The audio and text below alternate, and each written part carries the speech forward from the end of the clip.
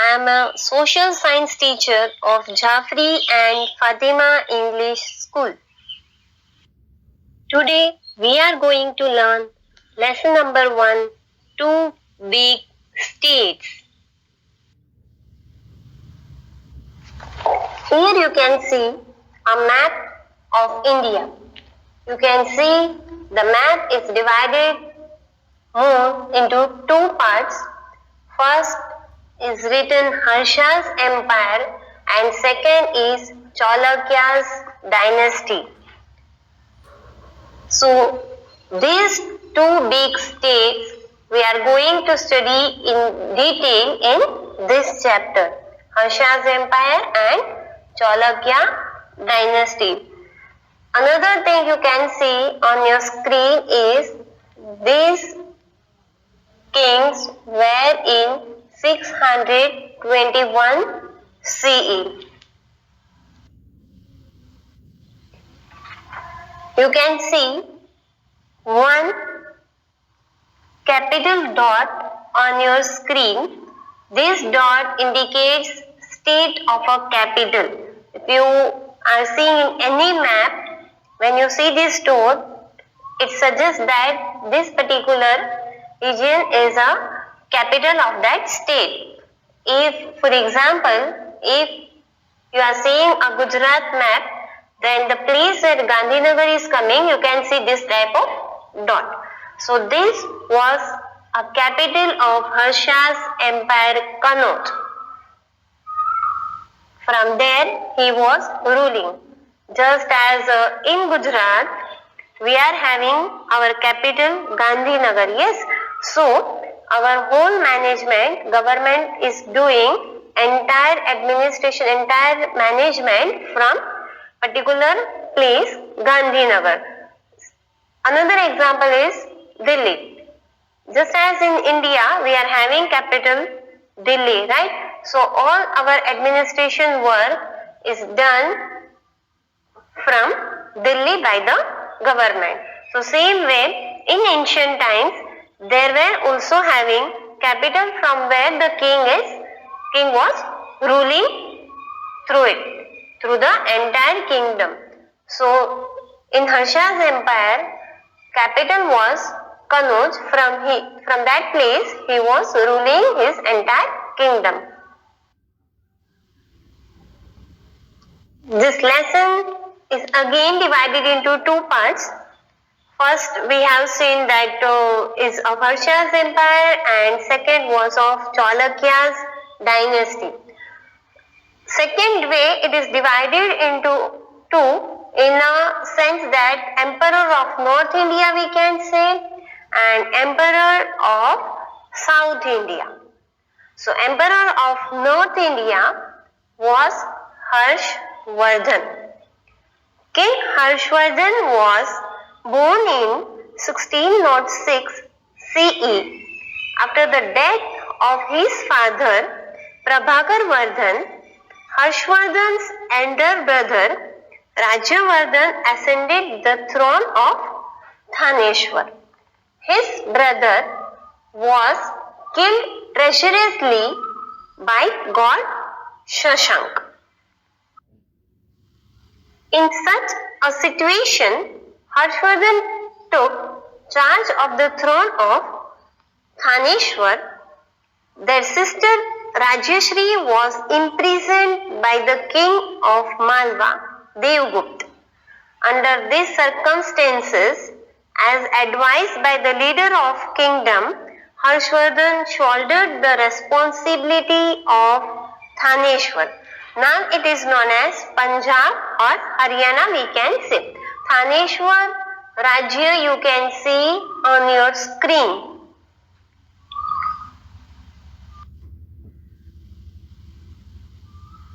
Immediately after ascending the throne, he decided to free his imprisoned sister Rajyashri.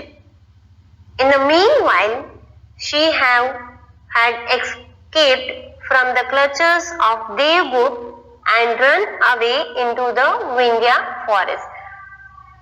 His sister Rajyashri was imprisoned by Devgupta, but she was so brave that he ran away from the clutches of Devgupta and he ran in the forest.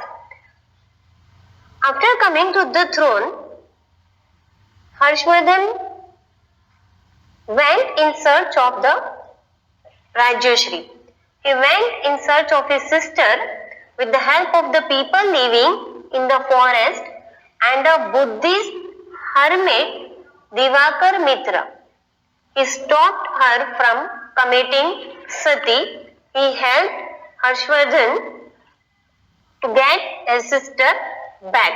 Rajyashri was about to sati after his husband and escaping from Devgupta, but Divakar Mitra was a Buddhist hermit and he stopped Rajyashri for doing such a crime. Then he defeated Devgupta, the king of Malwa. After some time, after releasing his sister, he also defeated the god king Shashank. Since Rajyashri's kingdom, Kanauj was without any king at that time, Harshvardhan became its ruler. And later on, he defeated Devgupta, the king of Malwa, and also god king Shashank because he had killed his brother. Harshvardhan kept on winning for 7 years and raised a great empire in North India. He attacked god Shashank with the help of a large army and won over a major part of his kingdom. He also conquered Malwa and Saurashtra. But one thing, he was unsuccessful in defeating Pulkeshi II when he tried to move towards south, the king of Chalukya dynasty of South India. After 7 successive victorious years, Thaneshwar emerged as a large kingdom of North India. So you can see on the screen, Narmada river, one border is given here.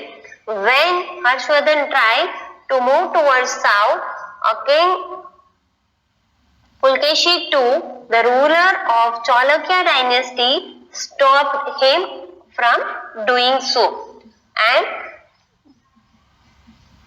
the Thaneshwar emerged as a large kingdom. The area in green you are seeing was entire kingdom of Harshvardhan. Harshvardhan was a skillful ruler. He had made several constructions for the comfort and well-being of his subjects. He had prohibited killing of living creatures. Harshvardhan personally supervised the administration of his state by traveling extensively to different parts of his empire. He divided his daily routine into 3 parts. The first was for administrative purpose, while the other 2 parts were devoted to public welfare and religious activities.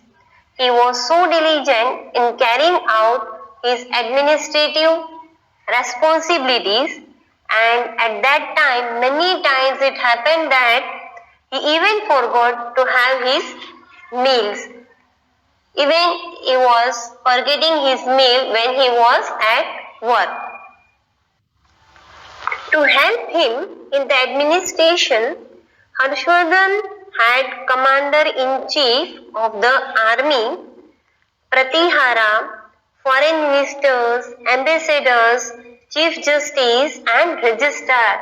He was the first ruler to keep all these ministers in the kingdom. He also arranged Buddha Religious Assembly every year and religious conference in Prayag every 5 years. He used to donate his entire treasury and the ornament from his body. Harshvardhan also wrote 3 plays named Naganand, Ratnavali and Priyadarshika. He built many rest houses, wells, step wells, lakes, mats and viharas, and also prohibited animal slaughter. In his time, animal killing was strictly prohibited. Every year, he organized a Buddhist religious meet, and every 5 years, he used to organize a huge religious congregation at Prayag. In Prayag, he used to organize this religious assembly. Not only as he was a Buddhist follower, not only Buddhist hermits were coming in that assembly, but people from all religion were allowed to enter in that conference every 5 years. Then he would donate generously till his entire treasury was emptied, and would even give away the ornaments he would be wearing at that time. So, on that religious assembly of every 5 years, he used to empty out his entire treasury, and even the ornaments he was wearing he used to give to the in the welfare of religious activities. The great Sanskrit poet and writer Bana Bhatt adorned his court. His famous work Harshcharit and Kadambari are even famous today. Harshcharit is a biography of Harshvardhan which was written by Bana Bhatta.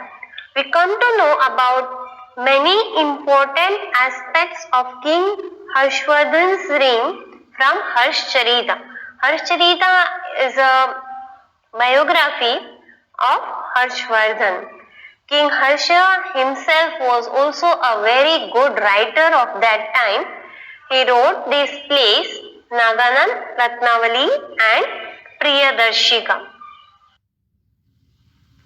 So you can see Bana Bhatta on your screen. He was a great Sanskrit poet. Kadambari and Harshcharit are the famous poems which were written by Bana Bhatta. It is a biography of Harshvardhan. King Harshvardhan had gifted 100 villages to Nalanda Vidyapith of his state for its maintenance. Nalanda University was a Buddhist monastery where Buddhists used to live before in ancient times, and it is a renowned center of learning of that time. The ancient university of Nalanda obtained a very important position, a very important status due to its contribution to the emergence of India. Nalanda has given many scholars to India. The university is located in a huge area, is about 95 kilometers southeast of Patna near the town of Bihar. It was a center of learning from 5th century to 1200 CE. Now also this university is existing. King Harsha extended all possible assistance to Acharya Shilbhadra and made Nalanda into a world famous university. The university has access to the revenues of 100 villages given to them by King Varsha for its upkeep and maintenance. The taxes which were coming for the king, he had gifted it to Nalanda University. The taxes of 100 villages were used by Nalanda University for its maintenance. Renowned chemist Acharya Nagarjuna, who proved that iron and mercury ash could be used as medicine, also belonged to Nalanda University. Students had to clear an entrance test for admission into Nalanda University. Nowadays, free education were given, lodging and boarding were provided in Nalanda University. Now it is not so, but in ancient times, now it is not so in our university where we are studying, but in ancient times, no money was taken, no fees was charged for studying in this university. Even food and shelter was also provided free of cost. The extensive library of Nalanda University was known as Dharma Ganj. In ancient times, the library was known as the library of Nalanda University was known as Dharma Ganj, and many scholars have benefited from it. Life of the people at the time of Harshvardhan. Information about the reign of King Harsha is available from the writing of a Chinese traveler Hugh and Sung. Towns and villages of the time were fortified and huge gateways at their entrance. The life was so cool at that time. Huan was a Chinese traveler. He had written in his book how was the life of people at the time of Harshvardhan. The society was divided into 4 groups. While the Pada system, intercaste marriages were not prevalent at that time. The custom of sati, child marriage and polygamy has started by then. Afterwards, the local diet consisted of milk and milk products were used at that time. Wheat, rice, fruits and vegetables. People were vegetarian because animal slaughtering was prohibited. Men wear dhoti and women wear sari. They wore clean, simple white clothes. People put on ordinary ornaments like rings, bangles, bracelets, necklaces were made from flowers. They played games like chess and soktabaji. They were the popular means of their entertainment. Acrobats and jugglers wandered from village to village to entertain people. There were snake charmers, jugglers, acrobats for entertaining people. They used to go in one and another village to entertain people and collect money. This was the occupation of theirs. For trade and exchange of that time, gold and silver coins were used. Farming and animal husbandry were the main occupation of the people. Main business of the people were farming and animal husbandry. Land revenue was 1/6 of the production. Out of the total production, 1/6 part was going as a tax to the king. Internal and international trade was carried out by Vaishyas. A highway from Patliputra to Bhrugukachi port was built by the state for good transportation of trade of goods. Ornaments, statues, ivory and carved wooden pieces were exported of that time.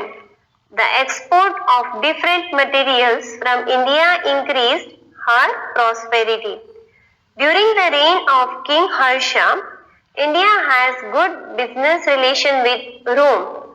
Think about it. Many years ago, in 1600 CE also we were having relation with foreign countries. It led to inflow of gold in India and Indians started using gold and silver coins. People followed Hinduism, Buddhism and Islam, but they were not tolerant towards other religion. It was not forced that people should follow only particularly that religion. Next is Huan Sung. Huan Sung was a Chinese traveler.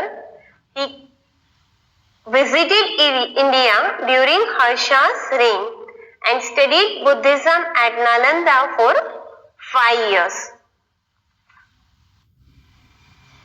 He was a Buddhist monk, scholar, traveler and a translator who traveled to India in the 7th century at the time of Harshvardhan, and he described the interaction between Chinese Buddhism and Indian Buddhism during the early dynasties. During his journey, he visited many sacred Buddhist sites in what are now Pakistan, India, Nepal and Bangladesh. He visited all these countries when he came to India to study Buddhism. He stayed 5 years in Nalanda Vidyapith and studied Buddhism. He also attended the 6th religious council held by Harshvardhan. He had visited many places of India for almost 15 years. 15 years he studied in India and visited many places. He had written that at the time of Harshvardhan, there were 100 Buddha hermitages. Hermitages matlab the place where Buddhist priest, monk can come and stay at free of cost. So at that time Harsha had built 100 Buddha hermitages so that the Buddhist priest can stay there while visiting any place. The history of Harsha remains incomplete without a reference to Yuan Sung, because Yuan Sung has written many things. Among all the foreign travelers who visited in ancient times, no one is more famous than this Chinese traveler. He is also known as Master of Flow. Harsha came to admire him for his deep devotion to Buddha and his profound knowledge of Buddhism. He honored him in his Kannauj religious assembly and also invited him to attend the Prayaga assembly. He had attended the 6th religious council held by Harshvardhan. After attending these two functions and spent life of 14 years in India, went back to China. He has also wrote about the people of the time of Harshvardhan. People were very happy and having a good conduct.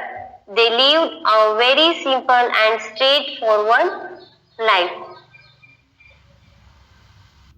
So in this video, we have learned about Harshvardhan, the king of North India. How Harshvardhan got the throne of Thaneshwar in a very critical situation when his brother was killed by God King Shashank and his sister Rajashri was imprisoned by Devgupta, the king of Malwa. Immediately after ascending the throne, he decided to free his imprisoned sister Rajashri, and he also killed Devgupta, the king of Malwa. For continuously 7 long years of a victorious journey, Thaneshwar emerged as a large kingdom of North India. We have also learned in this lecture that how was the life of people at the time of Harshvardhan. People were very happy at the time of Harshvardhan. The chief occupation of people were agriculture and animal husbandry. The entire trading of the state was in the hand of Vaishya community, who are a businessman. Gold and silver coins are used for trading. At the time of Harshvardhan, there was no parda system or intercaste marriages at the time of Harshvardhan, but the system of child marriages were in practice and sati was also in practice. Sati Pratha was also in practice at the time of Harshvardhan. People were vegetarian because animal slaughtering was prohibited by Harshvardhan. He was a very brave ruler of that time. The Chinese traveler Huan Sung had come to India in the period of Harshvardhan. We have learned that he had stayed in Nalanda Vidyapith for 5 long years and studied Buddhism. He visited many places of India for almost 15 years.